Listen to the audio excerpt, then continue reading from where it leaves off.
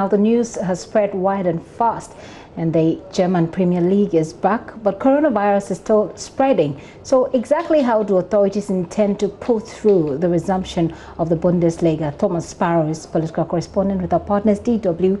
He's been talking to us about this, I think, for some time now. He joins us as the day draws closer for the start of the league itself. Thomas, it's good to have you. Good afternoon. Now, it looks like there's no turning back, although some people may have thought that minds would change. What can you report about this?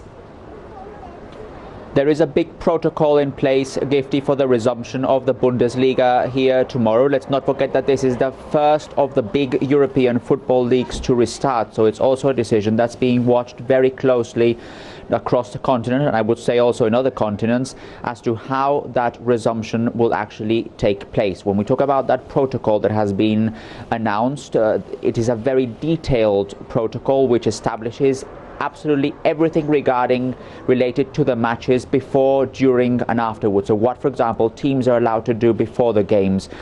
Teams, for example, are supposed to be in a sort of isolation a few days before the match as well. There's going to be thousands of coronavirus tests on players also shortly before matches to determine whether they are negative or positive. Even the balls have to be cleaned and disinfected. Players will not be able to shake hands or take photos before the match. They will have to arrive separately to the stadium. The protocol also establishes the maximum number of people in one specific area of the stadium. And let's not forget as well that the matches will be without spectators. So that is something that is also been established and regulated. As I say, it's been established and regulated up to the most minimum detail how this is going to resume. That hasn't stopped people, however, from being very critical of this, and I would like to also reveal this because there's a poll here in Germany which was presented this week, which revealed that a majority of Germans actually believe that the resumption of the Bundesliga is the wrong decision. 56% said that they're against the resumption of the Bundesliga, and there are various reasons, we can go into them, Gifty, as to why people believe that this is probably not the correct time to resume football matches. And that's why we asked the question whether this is a risky move or not, whether we're just trying to by all means live a normal life, or whether this is a risky move. So you said what, 56% of Germans think that this is a wrong move. What are their reasons? So those who are in favor, those who say that the Bundesliga should indeed resume, say, for example, that this will help clubs economically, say that this is also something that could help the Bundesliga as an institution, because everywhere around the world people will be looking at the matches, whereas in other circumstances they would have other leagues to watch as well. And they also say that this can provide some distraction for fans around the world who have otherwise been rather busy and rather concerned about the overall economic situation with the coronavirus. So those are the arguments in favor for the resumption. Those who are against the resumption of the Bundesliga say that, for example, economic arguments have been more important in the decision than sporting or sport arguments. They say that, for example, this is also a very risky decision from a public health perspective, and they say that the focus has been put maybe on the wrong part of society. There has been a lot of criticism that there has been a big discussion about the resumption of the Bundesliga, where the other elements, for example, exactly how nurseries and daycare centers will reopen, has not received so much attention. So there has been criticism in that regard as well. Again, these polls reveal that most Germans are actually against that decision, even though many people here in Germany are actually big fans of the Bundesliga. But there is certain concern that this is maybe too much of a risk too early. Too much of a risk too early. They tell us that this is going to happen without spectators, right? But we also know that there's going to be some sort of fake, if you like, spectator sound. I mean, can you give us an idea how they intend to do this? How will it look like, a mental picture?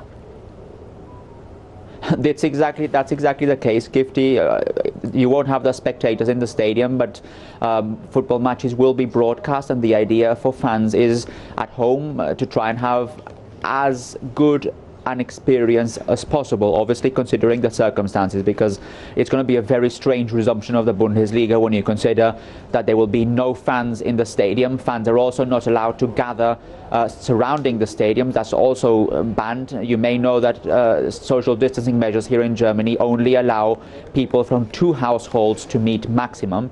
So you won't have groups of fans watching football matches, and also bars, for example, are still closed here.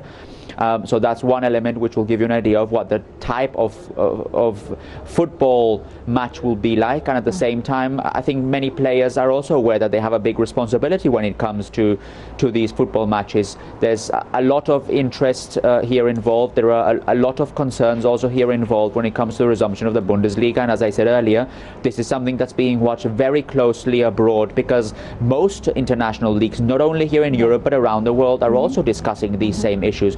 How exactly and when can they resume the matches, and under what circumstances, in particular when it comes to these protocols that we've been discussing of hygiene and security. Yeah. And I take you back to some of the things that you said, Thomas, before we go. You indicated that there's supposed to be tests, regular tests for these players, but usually the tests are not instant. You don't get the results instantly, unless of course there is some instant results testing that goes on there. But otherwise, how will they know that they've tested but they're positive or negative? And I mean, what sort of arrangement is there? And will they be, for example, wearing masks while they're playing?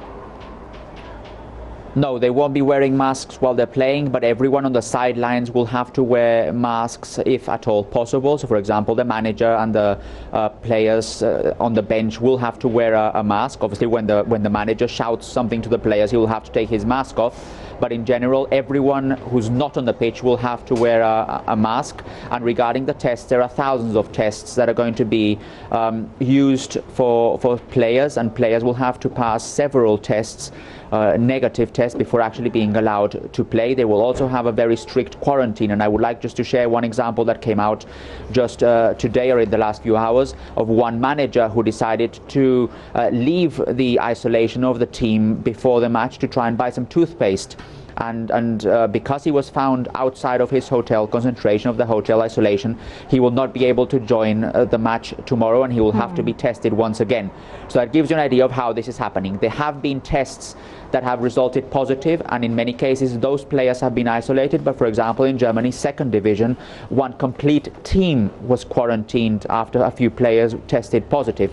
That team, Dynamo Dresden, will not be able to play in the second tier of German football this weekend. They won't be able to play the next weekend either. So that just gives you an idea, Gifty, of how difficult this is. This is under no circumstance a very easy solution for German football. It is a very risky endeavor, and that's why so many people are actually concerned. Certainly it is. A lot of people are excited. I mean, it's been a long time since we've been out of the normal life that we know, so it looks like people are eager to get back to that normalcy, but it is still risky. Thomas, thank you so much. I'm sure that by next week we'll be talking about this again and how the first part of it went. Thomas Sparrow is political correspondent with our partners DW. He joined me with news about how the Bundesliga's resumption is going to look like in Europe as they start this weekend. Well, let's take a look at coronavirus and what it's done around the world. The Worldometer.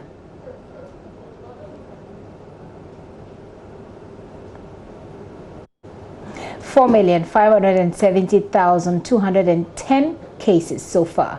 304,855 people have died, but 1,726,307 people have recovered.